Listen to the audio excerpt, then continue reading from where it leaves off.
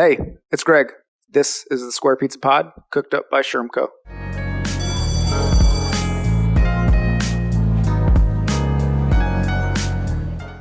All right, Miss Demetria, how you doing today? How are you? I'm good. Better now that you're here. How's everything going? Everything's going good. I'm in my hometown city of Chicago. It's a little rainy today, but the weather was definitely good last week. Yeah. I was gonna ask. Where you were, Chicago's. Best city in the world come like summer, fall time, right? Yes, it is. There's nothing like summertime shy in Chicago. The winters can be brutal. So they make you earn it. Yeah, we can out of like the summertime in the city. So that's great. We're gonna obviously welcome you to the Square Pizza Pod formally in a moment and get going. But now, since we're talking about Chicago, are you from there? You born there, raised there? Kind of what's the connection to Chicago? Okay. Yes, born and raised. I spent some time in DC for about a decade, and then I moved back in 2016. Cool. So you've been there for a minute, so like all the good stuff and yes, all the good other stuff. When I was in DC, my friends would call me and like put in food orders. I would be on the plane with like deep dish pizza, Garrett's popcorn, all the food that people would like. So we're definitely a foodie city. Somebody was just talking about Garrett's popcorn at a meeting in Charlotte here the other day randomly. So that's good branding for them. Good for them. Yes, it is. Yes, it is. I guess since we're talking about food, what's your take on like the show The Bear, if you've seen it, since it's based in Chicago and about food? No, I think it's great. I really like the show. My mom loves it. I have friends that obsess over it. I like the fact that we're kind of giving some highlights to the scene in Chicago because, everyone knows us like for food in our skyline, right? Yeah. So no, it's a really good show. I really like it. No, the fact that you asked me about that, my mom's going to love it because she loves it. Shout out to mom and tell her like I got into the show too. It's great. Yeah, it's a good look for Chicago. Mm-hmm. I guess maybe last question before we officially dive in. I don't want to assume, but I just watched Hard Knocks and know that it was your Chicago Bears were featured on Hard Knocks. I don't know. Are you an NFL fan? You a Bears fan? Oh yes. First of all, my family is a huge Bears fan. Yeah. Shout out to my father because when he watches this, he'll be happy that his daughter too. I'm glad we got both parents covered. This is great. Yeah, both parents are on the podcast already, so that's great. But no, I'm a huge Bears fan. I tailgate a lot with friends. I live close to the stadium, so yeah. Sometimes they haven't been doing that good. We get really hyped when they have one win, and then when they don't. But no, I have been a Bears and a Bulls fan for years. I don't want to put you on the spot necessarily, but you are on the podcast. So like Caleb Williams, the quarterback, is that the guy, or you feel good? You feel nervous? How are you feeling about the quarterback? My dad and my brother was just like debating about, him and like the history of the Bears and all the different quarterbacks and what does it mean to have a good quarterback. So yeah, we have our fingers crossed. All right. Like what a good political Chicagoan answer. Well done. Yeah. Well done. Okay, Demetria. Yeah, man. So happy to have you on the podcast. So for the listening audience that doesn't know, we'll kind of formally pass it to Demetria in a minute. But an incredible leader, kind of titles VP of Innovation and Ecosystems at VentureWell, which is a super dope title at a really cool organization that we're going to get into more about as well. But yeah, Demetria, first, thanks again for joining the podcast. Really excited to have you. And I think second, even before we get into like your day-to-day work, if we backed up a little bit, so many leaders we talk to on this podcast get into kind of this space of social impact in a variety of different ways, right? So, and everybody has a different story and leadership journey. So just curious, kind of like what brings you to this work that you're doing on a day-to-day level? Yeah, I've always been an advocate of underserved communities. My background is in urban planning. I'm an urban planner, right? And then especially as someone in like many major cities like Chicago, I grew up seeing how different neighborhoods got different resources that transcended to how businesses were invested in.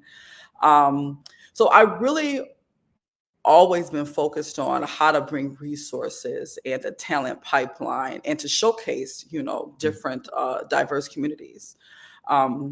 So I went to DC in 2010 as a wet behind the ears intern. I thought I was going to save the world within the like President Barack Obama, like someone, like so many people, right? He was definitely like a historic moment. Yep. I got very humbled when they sat me next to the copy machine. Started from the bottom. Yeah, started from the bottom, right? So I remember calling my mom, like, yeah, the vision I had on the plane to actually got here. But it was a wonderful experience, and I definitely learned during my time in DC around the importance of public policy programs and budgets and how that was definitely formed. So I really started off my career and thinking around how we can invest more in those communities. And that started off with like minority business development, how to actually invest in the innovators of the future, which then led me to, we need to focus a little bit more on STEM. With the pace of innovation that's going on across the country. And this was then now almost 15 years ago, I really wanted to help diverse innovators understand that the importance of, like, regardless of what industry you're in, STEM has some overlap. So then that led me to tech transfer and ensuring how historically Black colleges and universities and how minority serving institutions were involved in more in the invention side and IP side of innovation. Man, that's really cool. I mean, I think we're already fast friends, but just to confirm it, I was also an urban planning major back in the day.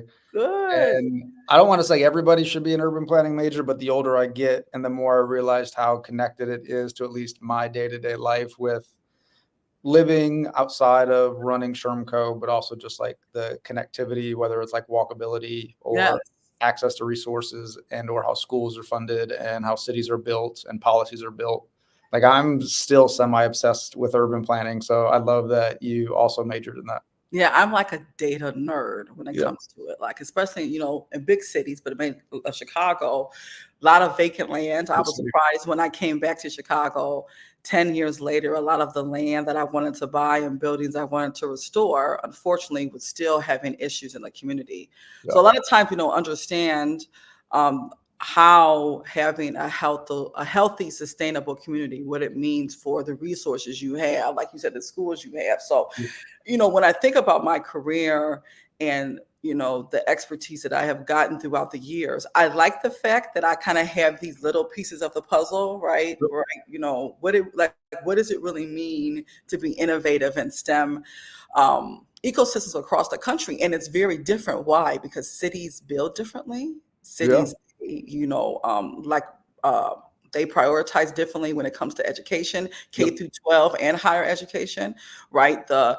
And we saw this when during those years in California with like Silicon Valley, right? Mm-hmm. Everybody rushed to California. So many budding entrepreneurs I saw during that time, they went there, had some great lessons, challenges too, about how to build their business. But where you are in the country matters, especially when it comes to innovation and entrepreneurship. Yeah. So I kind of like the fact that I can look at different regions and feel like, okay, this is what's going to work here for, STEM and innovation. This is what's going to work here. So it definitely lends itself to some great overlap. Yeah, I love it. Yeah, 100% agree. And Demetria, connect us to kind of like, so that background is really helpful about how you got here. And now tell us like what here is. You got a super dope title, which I think I know what it means, but I want to know more. And VentureWell, from everything we know, is also feels like a really incredible and innovative organization. So yeah, maybe tell the people kind of what you do. Well, maybe start with VentureWell, kind of give us the macro level of like what the org does and what you do on a day-to-day basis. Yeah, so, VentureWell, we're a 28-year-old STEM nonprofit that accelerates innovation and entrepreneurship across like various audiences. But we do have some primary audiences that's with, of course, higher education, like the federal government. And this also includes the startup community with like venture development. So one of the things that we really pride ourselves on is that all of the great people that are actually in STEM doing R&D have great ideas. We help those ideas to really bring them to life and try to help folks create a profitable business model behind that, right? So the one thing, right, it's very important for people to understand that how we accelerate it in STEM ecosystems is that it's very different than, general entrepreneurship.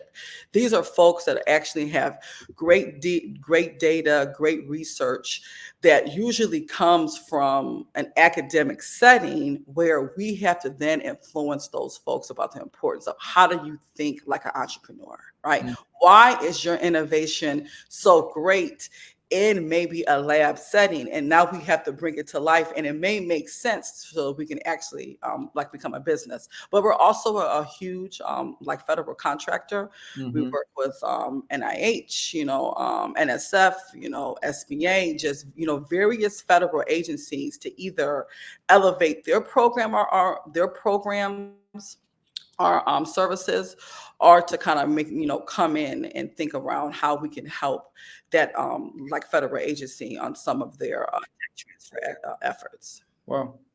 So I know not there was a lot there, but I think what I heard you say is like almost helping maybe professors or higher ed institutions become entrepreneurs. And if that's true, not always push back if you disagree, but Yeah, not all academics are good entrepreneurs all the time, right? So you there probably are got to do a lot of some. you probably got to do a lot of pushing there, right? But especially in my role, we have a history of educating faculty members and institutions on how to embed I&E into the classroom and in the like campus environment, right? We all know that a lot of well-resourced institutions, they've been doing this for like almost a decade, right? And so we pride ourselves on having great learning lessons in which for faculty members and higher education institutions that really want to say, hey, now we want to like prioritize I&E on a campus. We come in and we help that in three main areas. That's in courses, programs, and policies. Mm. And this is also very important too. We know that student innovators, and especially experts in the space, they like to test their ideas. So a lot of times the classroom is the foundation in which this happens, right? But to actually test it, there's a lot of curricular programs we have definitely elevated throughout the years so people can understand what is the evolution of, hey, I have a great idea, this is great, I've learned the foundations in the classroom. How can I really make sure that the next generation of student innovators are implementing those ideas to real business models? And I don't want to break it down too much, but in a nutshell, you're kind of helping higher ed institutions innovate and become more relevant for where we are. Yeah, and think differently, right? Especially around ecosystem, ecosystem building. For quite some time, higher education institutions have been central to regional economic development. Right. If you go to some of these regions across the country, when you think about how industry and government work, higher education is right there collaborating with them, trying to work alongside them. So for some institutions across the country, especially in the HBCU, tribal college, and MSI community, they don't have like a history of that success.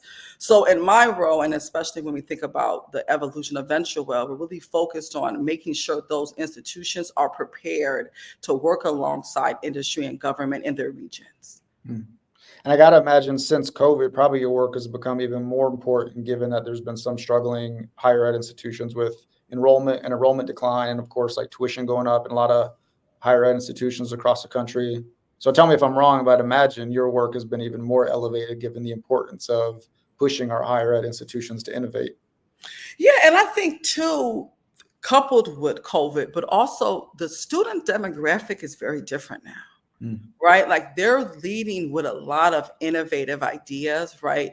Me and my nephew, he's a, young college student. We always joke about YouTube University, right? The students' ability to get information, to start businesses, and to be inventive is right there at their fingertips. So now when they go to universities, right, they're very picky on what resources are on campus. Right, not only through the business school, but through like maybe a liberal arts college, or maybe through definitely engineering. Right, so the student demand for I&E has also changed, which has then changed how university leadership, provosts, chancellors, and presidents think differently on how they put I&E in their budgets.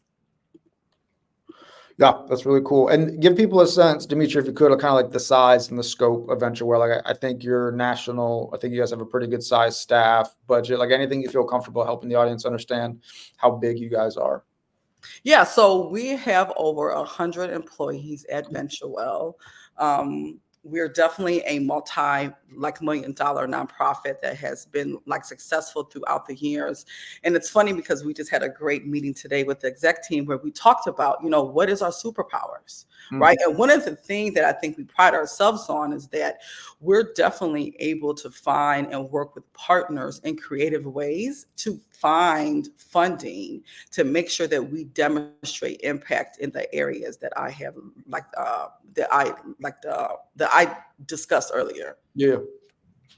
Yeah, I mean, thinking about superpowers and reassessing those for any organizations are a really good best practice. Good for you guys. Mm-hmm.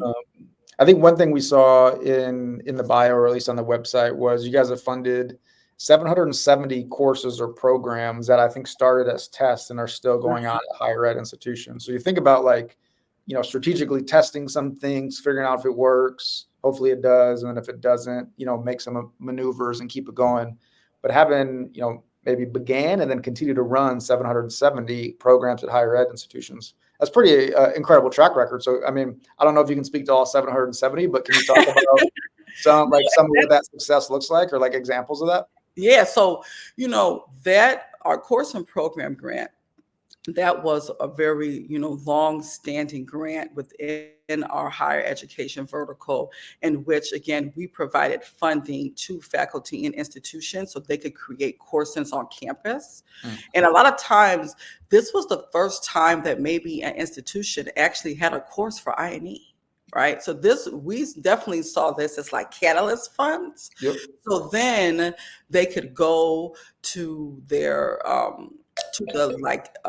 decision makers at the institution to say, look, this is working. We want to expand it. Some courses were then they became standardized courses throughout the campus. And it really grew a large cohort of faculty leaders where they went and got large grants to build centers, to build out some courses for certification. So it was really a catalyst so we could make sure that I&E not only started on the campus, but it was there for long term. So now that course and program grant has transitioned into a new fellowship program called the Ecosystem Futures Fellowship. Okay. Which now it's very similar, but we're really looking to gather some of the best minds in I&E to ensure that we're thinking beyond courses, right? Courses are very important, but as I said earlier, that's the foundation of the work, right? We need to make sure that they're working closely with university leadership so we can think what happens outside the classroom with programs and policy. I know it's a lot, but can you give people one or two examples of what some of these new courses or new programs look like that you're helping to fund? Yeah. So, for example, there are a lot of different research labs in which if a student or a researcher or a faculty member has a great idea, right, they learn this in the classroom, but they can actually test it. So we're, because that's important, right? We all know that if you have an invention, there's different ways it can be used, different disciplines, right?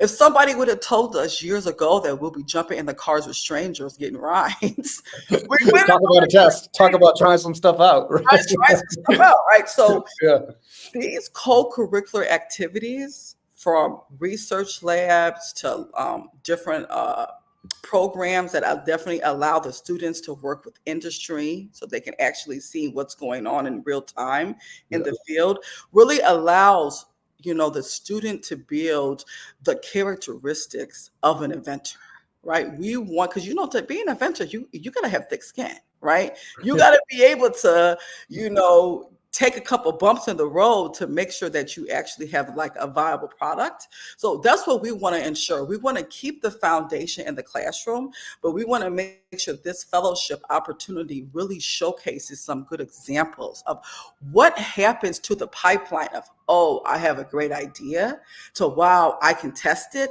to wow, this is something a business model that maybe I can actually use to build a business off, or just be an expert in the I&E field. Yeah. I love that. Just to be selfish for a moment, like when we do a lot of strategic planning with clients across the country, we have an actual phase in our process called strategic testing. And so instead of us just kind of finding themes, ideas, and then kind of writing it in the final plan, we try to work really closely with clients to do some like mini tests along the way, figure out if any of the recommendations will actually work in the real world before we document it and put it on paper.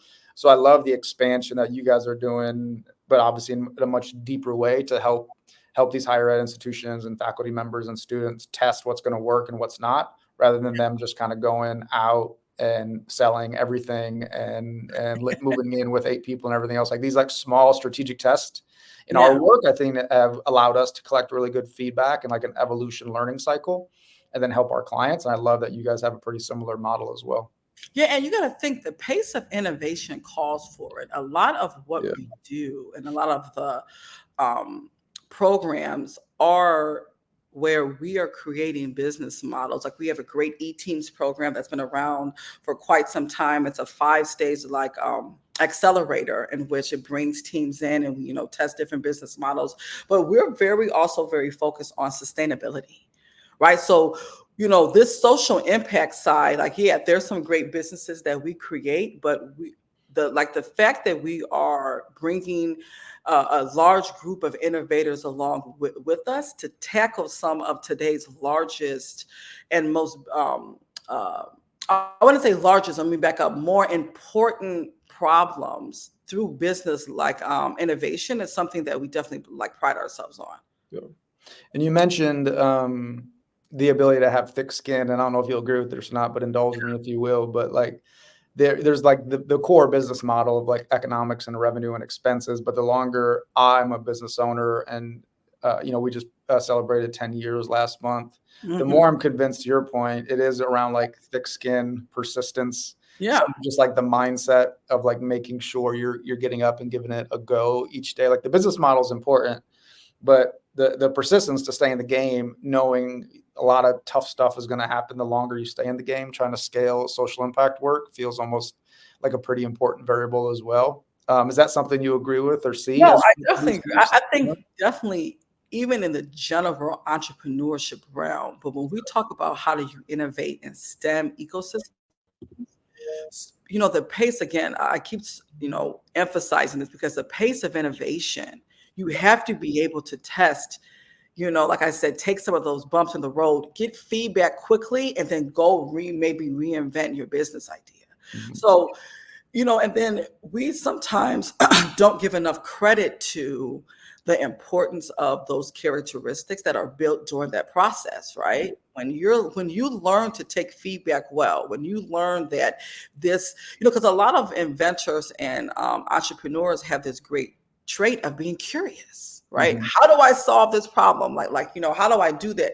Those are lifelong traits that can be applied to various fields, even if you end up going, like a different direction. So that's why I think it's very important that, not to address some of these important challenges as America that we're grappling with now because of the pace of innovation, that it's just a smart business move to ensure that higher education institutions are embedding that in their student demographics and with their faculty, so everybody is ready and agile as the innovation field continues to move. Well, you're probably seeing this too. Like not every adult is great at receiving feedback at a practice level or used to. Like I played sports growing up, so I was used to getting cussed out since I was like 8. So like professional feedback is easy for me, but like not everybody has that experience, right? And so it's like creating the safe space and understanding that like, this is feedback to make, it's not personal feedback, it's feedback to make X initiative or X venture better. But just like the feedback realm, you got to be really tricky in a professional way of how to do that in a safe space, but in a way that continues to push innovation. Yeah, and that's what I, as someone that works very closely with congressional officials on Capitol Hill for years, I definitely got my thick skin. Working in DC, I always tell people you have to have an armor of confidence to survive in that city. I created that during that time, various national programs. And so imagine creating a program on a national level and getting various regions giving you feedback and everything. So I just think it's important that we understand that to really grow the American pipeline, especially when we think about like diverse audiences, we really need to embrace all of this great talent and give them the right direction so we can actually make sure that we're succeeding in STEM ecosystems. Yeah. And to connect that to, I think, to a new initiative, you guys are doing some pretty innovative work with HBCUs and MSIs as well Yeah. with this upcoming fellowship. Can you speak more to that? Yeah, so it's one of the things that I'm working on, especially with some leaders in this space, is that changing the narrative around the HBCU and MSI community. It's often for the last decade been dismal and grim. There's no funding that goes to them. Some of them were closing, student retention. So I've been very adamant at thinking about this from an asset-based approach. These institutions are doing some dynamic things, especially in the R&D space and the innovation and entrepreneurship space. And we need to lean more on that, on the capabilities that this community is doing, so we can be aligned. And what does that mean for funding? What does that mean for partnerships? How do we make sure that they're aligned to actually embed I&E on their campus? So for this fellowship, we are excited to engage the community so we can help them with those resources. So then the university, like decision makers, can begin to prioritize I&E on their campuses. And of course, we know, like, we have to talk about the challenges, but until we change that narrative, it's going to be very hard for funders and partners to actually be strategic in how they direct those resources to those institutions. And where is this in kind of the journey in terms of like how many HBCUs and MSIs you're currently working with? Is this new or is it pretty baked out? Like, help us understand the scope of this. Yeah, so VentureWell has definitely in the last 5 years been very focused on this demographic to ensure that there are not only embedded in our existing programs and services, but also in the new fellowship. So VentureWell has had a long history, even before that 5 years, in making sure they engage diverse audiences. But I think there has been this very leadership focus. Okay, wait a minute. What is the evolution of the organization? And what does it mean to actually provide our own investments to different institutions? Because we all know the elite institutions, the John Hopkins, Harvards of the world, they look very different to the student body and faculty when it comes to different institutions that are not as well resourced. So we have definitely taken a more strategic approach in saying, yes, we can learn from the elite institutions. We still want to engage with them, but we just want to make sure our investments are a little bit more tailored to institutions that need those resources, so we can make sure that there is a diverse pipeline of innovators. Wow. And I think maybe just to go also deeper, but a little, I believe a separate program. And also, I think maybe connects back to what we're talking about regarding urban planning and the importance of connectivity and transportation. But tell us about this mobility work, this kind of FLIPspace mobility work in Arkansas. Yes, I'm very excited about it. I kind of nerd out on the Federal Laboratory Consortium. I don't know if you people are familiar with that, but this is the governing body within the federal government that manages all the federal government 300 plus federal labs across the country. And a lot of people aren't really educated on how much research and development actually comes out the federal labs. From baby formula, iPhones were created from, I think, 8 patents from the federal labs, escalators, memory foam, all of these stuff that we use as products. All good stuff. All good stuff. The stereos there, GPS system, all this cool stuff that we use was actually started off in the government through investment, through R&D. So we're partnering with partners in the Arkansas region to take a lot of that great IP in the transportation and advanced mobility space to work with university teams to think about, okay, great. Now we have this great inventory of patents. Let's see what business concepts we can actually develop with the teams in Arkansas. So we're very happy. We got like support from that, from the Walton Family Foundation, and we're just really excited to see how we can then engage with not only like the federal labs, but with these great teams to see what they can innovate in this topic. Yeah. And the focus is transportation or more connectivity. So does that, like, I would assume like less cars, less highways, more bikes, more Yeah, and greenways. it can be pretty broad too, because when we think about advanced mobility, a lot of the times we think about things that happen on like the physical land, right? But that can be some great stuff that we can work with NASA, right? Because they also think about, air transportation. When we think about it's also focused on how we actually think about the like supply chain. And Okay. what does that means for like the transportation of products and services? So we have a broad like definition for it, because we want to be able to think around transportation a little bit more broadly because of all of the great IP that lives in the federal government.